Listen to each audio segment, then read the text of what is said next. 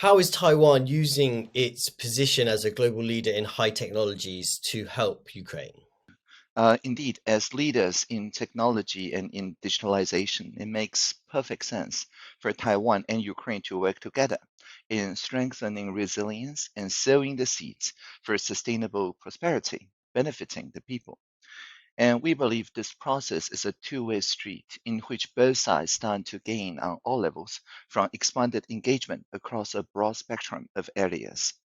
So, as you mentioned, the initial steps centering on sharing our experience in providing all members of society, especially younger generations, with unfettered access to the education and tools required for full participation in the digital economy and the society. Could you tell us a bit more about digital infrastructure and why it might be so important for a country like Ukraine? Russia's brutal, fully fledged invasion of Ukraine has put a national education system under enormous strain.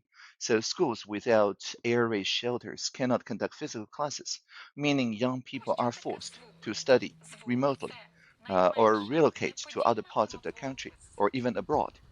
Such disruption tears at the fabric of society and undermines societal resilience. And so, digital infrastructure to us means this hybrid layer of online and recorded learning in which the people can lead as normal lives and education as possible. The Taiwan Can Help Free the Future partnership recognize the key role of young people in laying the foundations of Ukraine's post-war revitalization.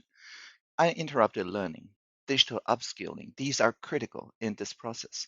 So the bottom line is education offers opportunity and hope for better tomorrows. What do you think Taiwan can learn from Ukraine, especially when it comes to digitalization, digital resilience? For example, in this year and the next, Taiwan is setting up 700 or more non-geostationary satellite receivers so as to keep our communication open and resilient even when our submarine cables are cut by earthquakes or fishing vessels or some other reasons. And this is a direct result of seeing the successful use of non-geostationary satellites as deployed in Ukraine and how the e-government applications such as DIA can be transformed for disaster relief, for mutual care, and for recognizing the residency status and other statuses in the time of disaster and recovery. So the Ukrainian example sets a very important example for us to plan our digital resilience for all, which is the main call of MODA.